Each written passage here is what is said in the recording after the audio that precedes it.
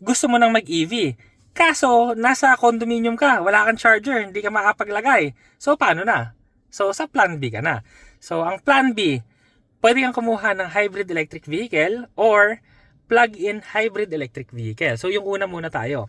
Sa hybrid electric vehicle, hindi mo na kailangan mag-charge. So, magpapagas ka na lang din, pero mas matipid pa rin siya sa regular na internal combustion engine kasi minsan hindi na umaandar yung engine. Tapos, mas matulin din siya sa internal combustion engine kasi dalawa yung humahatak sa kanya. Una yung makina at pati yung electric motor. Or minsan, electric motor lang pero mas malakas talaga kasi yung electricity. Next choice, yung plug-in hybrid electric vehicle. Mas maganda to kung minsan makakapag-charge ka, minsan hindi. So kung makakapag-charge ka, pwedeng full EV mode yung gawin mo.